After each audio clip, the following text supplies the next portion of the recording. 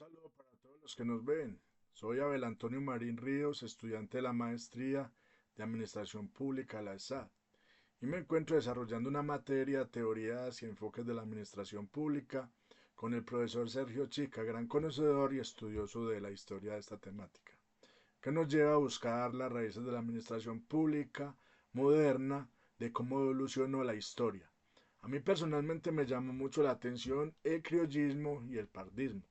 A través de estos dos protagonistas es que les quiero hablar. Entonces, empecemos.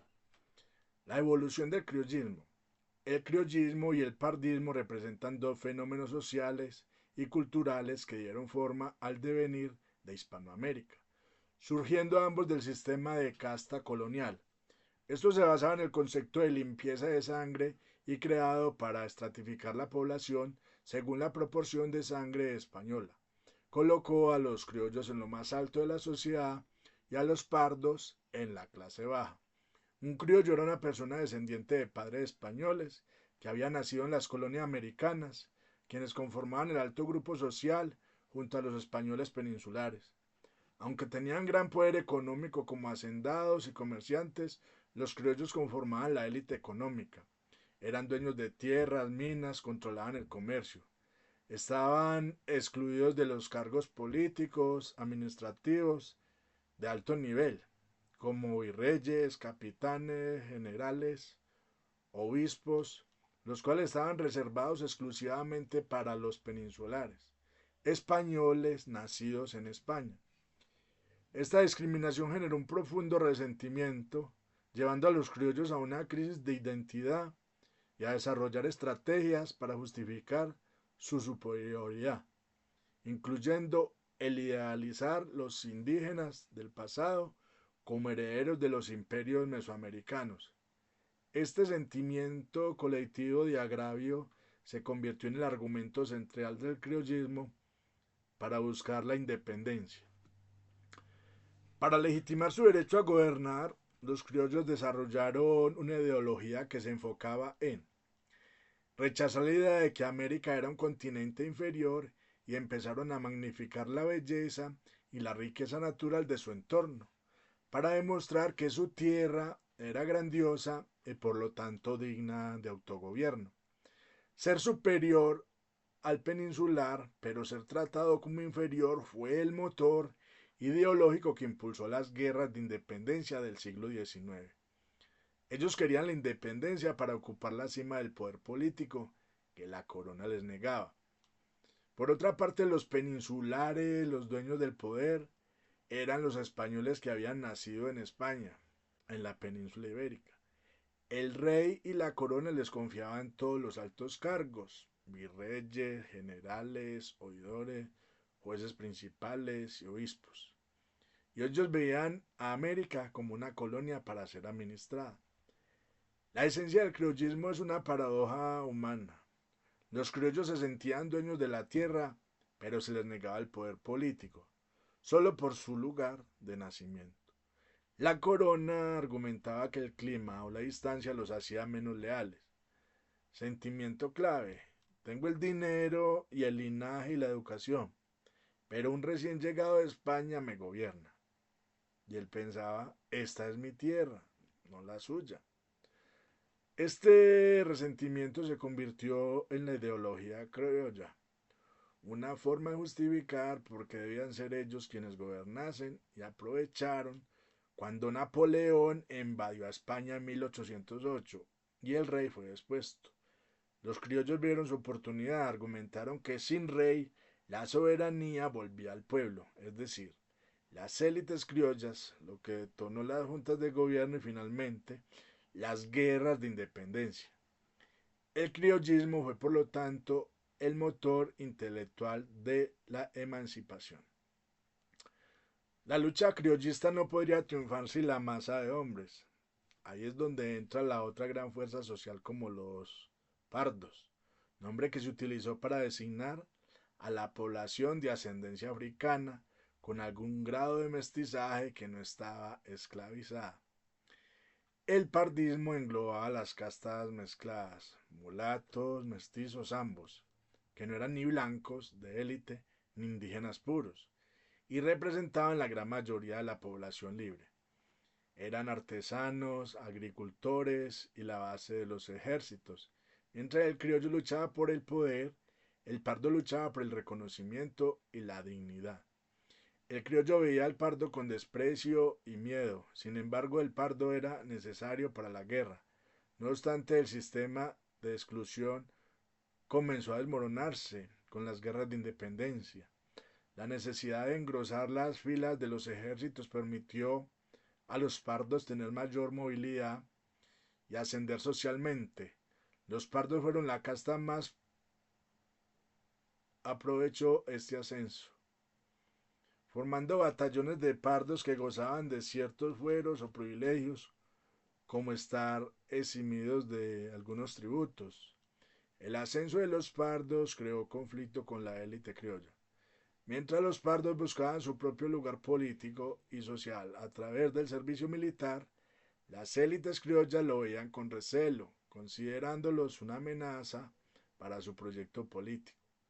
Al mismo tiempo, el resentimiento criollo contra los peninsulares, exacerbado por las reformas borbónicas y la institución de sus puestos de poder, forzó a esta élite a utilizar su identidad creciente hasta transformarla en un nacionalismo que los guiaría hacia la independencia del siglo XIX.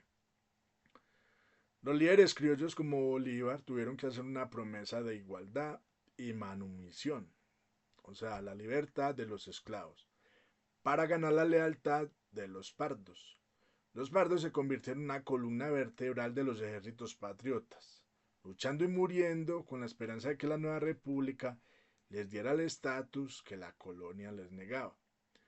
La independencia fue el resultado de esta alianza incómoda. La élite criolla tomó el poder político que tanto ansiaba y los pardos consiguieron la eliminación legal de las castas raciales y un camino largo y difícil hacia la movilidad social. Pero la élite criolla mantuvo el control económico. Tras la victoria, el criollismo se transformó en oligarquía. Los primeros presidentes de Colombia, entonces que se llamaba Nueva Granada, materializaron el sueño criollo de autogobierno. Aquí podemos ver los primeros gobiernos que dieron inicio a los gobiernos colombianos, presidentes criollos fundacionales del siglo XIX. Todos los primeros líderes de la República fueron por definición criollos, eran los herederos de esa lucha criolla.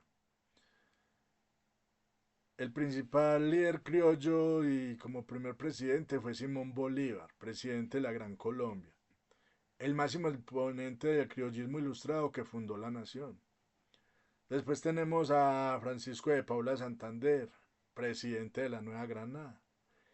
Lideró la facción civilista criolla que estableció el orden legal, o sea, las leyes y las normas. José Hilario López, presidente en 1849 y 1853. Su gobierno, producto del Partido Liberal, facción criolla, abolió la esclavitud. Estos presentes no representaron un cambio en la clase dirigente, sino simplemente un cambio de nacionalidad. Para esa clase dirigente, el poder pasó de la élite peninsular a la élite criolla. Los grandes conflictos del siglo XIX, las guerras civiles, fueron esencialmente peleas entre distintas facciones de esta misma élite criolla, dando nacimiento a la base de los partidos políticos en Colombia, liberales y conservadores. La oligarquía, el gobierno de unos pocos, fue la forma que tomó el criollismo después de la independencia. La élite criolla, dueña de la tierra y las fortunas, usó su posición para restringir el voto y el acceso al poder a través de requisitos de riqueza o de educación. Aseguran que las leyes y las políticas públicas beneficiarán sus intereses económicos, la tierra y el comercio. Durante más de un siglo, el poder en Colombia se mantuvo en manos de unas pocas familias tradicionales de ascendencia criolla, perpetuando las desigualdades sociales.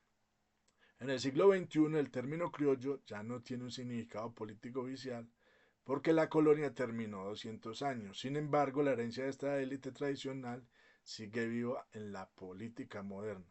Hoy se puede usar el término de manera informal para referirse a los presidentes que provienen directamente de esas familias oligárquicas tradicionales y poderosas que han controlado el país a través del linaje y la riqueza desde el siglo XIX.